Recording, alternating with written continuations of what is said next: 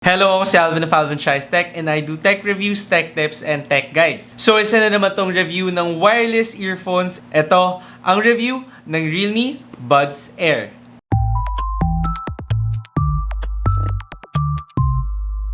And syempre, bago ang lahat, if you haven't subscribed to my channel yet, subscribe by clicking the subscribe button down below and hit that bell icon so you get updated whenever I post videos. And going back guys, ito na ang review ng Realme Buds Air. And bago ako mag-move on sa review ng earphones na to, gusto ko syempre magpasalamat sa inyo lahat kasi umabot na ako ng 8,000 subscribers.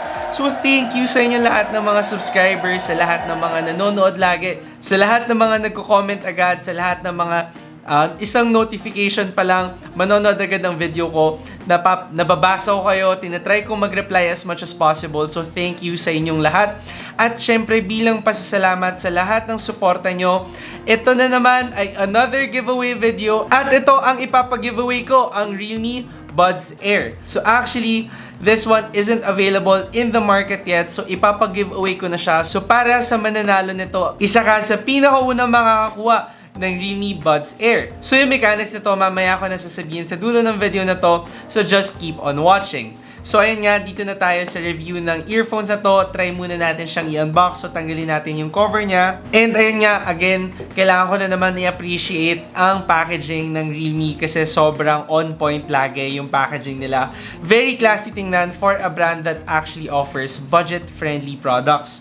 So, kapag natanggal mo yung cover, agad nabubungad sa'yo yung earphones and very familiar actually yung itsura niya. Pero bago tayo dun sa product, itabi muna natin to. Tanggalin natin yung iba pang content ng box natin. So, maliban dito sa foam na nagsasecure dun sa product natin, meron pa tayong parang compartment dito, and if tatanggalin natin yun, makikita natin ang USB Type-C na cord that we can use to charge our earphones. So, sobrang handy no, naka-USB Type-C tayo for fast charging.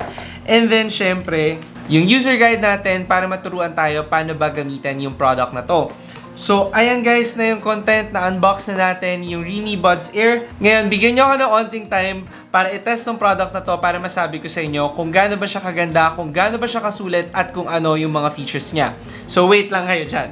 So, ayan guys, na-test ko na yung Realme Buds Air at ito yung masasabi ko para sa wireless earphones na to. So, unang-una yung design guys. So, kung papansinin natin yung design, very obvious na yung design niya is inspired by the Apple AirPods. So kung kayo naghahanap kayo ng something that's very similar to the Apple AirPods, very good choice para sa inyo ang Realme Buds Air. Aside pa dito, these earphones actually come in 3 different colors. Unang-una, itong meron na ako, which is yung color white. And then it also comes in the color black and color yellow. So 3 different options para sa inyo kung ano talaga yung pinaka-prefer nyo. Aside from that, kailangan kong purihin yung weight niya and then yung compact size niya. Very small, sobrang dali lang natin ilagay sa pocket natin. And then the weight, hindi siya napakagaan para ma-feel natin na mabilis siya masira. Very sturdy yung weight niya, so napakaganda ng feel niya whenever nahawak natin siya. Ngayon, when it comes to the comfort of these earphones, I would have to say na kapag sinuot mo siya, very AirPod Gen 1 or Gen 2 yung pinaka-feel niya talaga kasi with the shape talaga, very similar sila, pero masasabi ko nga lang na mas secure yung AirPod sa tenga ko. Dito naman, hindi siya loose. Tinry ko na mag-headbang again, tinry ko na tumalon ng suot ng earphones na to, hindi rin siya natatanggal. Still very secure na earphones para sa atin. Yung weight din ng earphones niya, napaka-light. So, hindi mo siya actually mapapansin once na nasuot mo na siya. So, very good thing yun if kayo yung mga tao na gumagamit ng earphones for hours. Ngayon, when it comes to sound quality, okay, nagbibigay ako ng score sa sound quality before. Try nating i-apply yun dito, and I would give this one a score of 4. So, hindi perfect yung sound niya. I still find other earphones in this price range na may mas magandang sound sa kanya, but also above average. Maganda actually yung quality ng sound niya. Although, yung pinaka-problem ko is when we go to higher volumes, medyo nagiging grainy na yung sound quality natin. Pero kung hindi naman kayo nagma-max out talaga ng volume nyo, wala kayong makukuha ang problem sa sound quality ng Realme Earbuds. Sa totoo lang, maganda pa rin talaga yung sound quality ng earphones na to. I would still highly recommend this for people people na naghahanap ng mga earphones na ganito yung itsura pero mas mababa yung budget. Ngayon, pagdating naman sa mic, so I tried calling a friend using these pairs and ang masasabi niya dito, very clear naman yung mic natin, understandable whenever we are using it. And then yung background noise, hindi naman niya masyadong nasasagap, so very ideal for commuting. Yun nga lang, may pagka-auto-tune daw yung sound ng voice ko. Hindi ko alam kung ano yung ibig sabihin nun, pero I guess it means na hindi ganun ka-natural pakinggan yung boses mo. Other than that, clear and understandable pa rin naman yung boses ko. So that's a very good thing for the mic of the Realme Buds Air. Moving on naman sa battery performance ng ating earphones.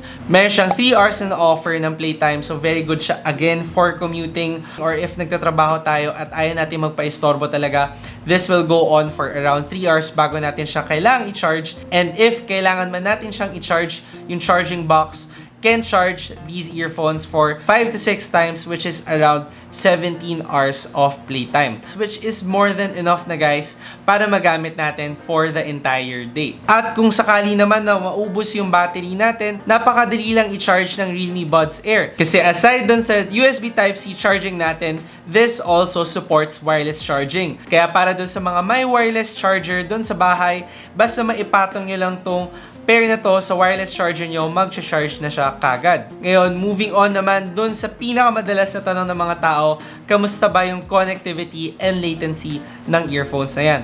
So for these earphones, these actually have Bluetooth 5.0. So napakaganda talaga ng connectivity natin, napakalinaw, wala tayong makukuhang problems dyan. And with latency naman, in case you are gaming with these pair, wala kayong magiging problema kasi meron siyang sariling gaming mode. And with gaming mode, once na ma-activate mo na yon, mapapababa niya yung latency up to 120 milliseconds. So halos wala na talaga tayong lag na makukuha mula dito. Very convenient if you are looking for wireless earphones na wala masyadong latency at gagamitin nyo for gaming. Napakagandang option ng Realme Buds Air. Yun nga lang, necessary talaga ni activate natin yung game mode whenever we are gaming para ma-make sure na wala tayong masyadong lag. Fortunately, napakadaling i-activate ng game mode through the touch sensitive na Realme Buds Air. Just by pressing your earphones for 3 seconds, mag-activate yung gaming mode, maririnig nyo yung nag-accelerate na kotse sa earphones nyo, tapos ibig sabihin nun, na-activate nyo na yung game mode nyo. So ayun nga, touch sensitive ang earphones na to. So if gusto nyo mag-play, just press it twice, and then gusto nyo mag-pause, press it twice again. And then kung sakaling gusto nyo yung next song na, press your earphones 3 times. Which is actually very nice kasi minsan lang tayo makakita ng earphones na at this price point with those many features. Napakarami ko nang na-mention na feature pero hindi pa talaga siya natatapos doon. So other features, yung convenience na once you open the case, automatically na siyang magko-connect sa phone mo. So napakadali talaga, basta mabuksan mo siya, diretso salpak sa tenga, pwede na agad magamit yung earphones mo. Aside pa doon, once na tinanggal mo yung earphone mo, kahit isa lang tapos ibababa mo siya, automatically na magpo-pause yung song. So whenever na may kakausapin tayo na colleague sa trabaho or meron tayong kakausapin na kamag-anak sa bahay, hindi nyo na kailangan ma-miss yung nagpe-play na song. Basta ibaba nyo lang yung earphones nyo, automatically nyo nang ipopause yun. So ayun nga, sa lahat ng nasabi ko na features guys, sobrang dami, napagod ako sa pag-mention ng features ng Realme Buds Air. Magkano ba ang earphones na to? Okay, sasabihin ko na ngayon, hindi to ang pinakamura na earphones. However, with all the features that I've mentioned, truly talagang value for money ang earphones na to. So these earphones cost around 3,990 pesos. Okay, again, hindi natin siya mako-consider na budget earphones, more on nasa mid-range siya for wireless earphones. Hindi siya kasing mahal ng mga AirPods or kaya ng Samsung Galaxy earbuds o kaya ng Sony na earbuds, pero hindi rin siya kasing mura nung mga ni-review ko na earbuds before. Nandun siya sa gitna, which is very fair kasi sa lahat ng features na nasabi ko kanina, dun sa touch sensitivity niya, dun sa wireless charging niya, dun sa very capable mic niya, which is hard to find especially for wireless earphones. And lastly, dun sa gaming mode niya kung saan talagang ibababa niya yung latency mo. These earphones is actually very suitable for people who are looking for wireless earphones na gagamitin nila for gaming. And also, for those who are looking for an earphones with these design na hindi talaga kakayanin yung budget na around 7,000, 8,000, 9,000 pesos. So, ayun na yung tingin ko sa Realme Buds Air. For me, value for money option siya for those who are gaming and looking for wireless earbuds. And also for those who are looking for this design. Napakaganda actually na option ng Realme Buds Air. Hindi kayo madidisappoint sa earphones na to. And with the launch of these earphones, you can actually get up to 1,000 peso discount kapag na-launch na siya dito sa Pilipinas. Ilalagay ko yung promo mechanics nila down below. So ayun, para naman sa mechanics ng giveaway ko para dito sa earphones na to. Okay, first and foremost, kailangan nyo syempre mag-subscribe sa channel ko. Next, i-share nyo yung Facebook post ko about sa video na to, link down below. And then third one, follow me syempre on my Instagram account, link down below kasi doon ko i-announce again kung sino yung mananalo ng giveaway na to. And lastly, comment down below your IG handle at bakit nyo gustong manalo ng earphones na to. Yung winner, pipiliin siya through random comment picker. So good luck na lang sa mga magpa-participate. And ayun na nga guys, yung review ko ng Realme Buds Air. Again, thank you so much guys for all your support. Nasa 8,000 subscribers na tayo. Okay, again guys, para makasali kayo, unang-una, subscribe by clicking the subscribe button down below and hit that bell icon so you get updated whenever I post videos. Again, ako si Alvin of Alvin Tries Tech. See you next time.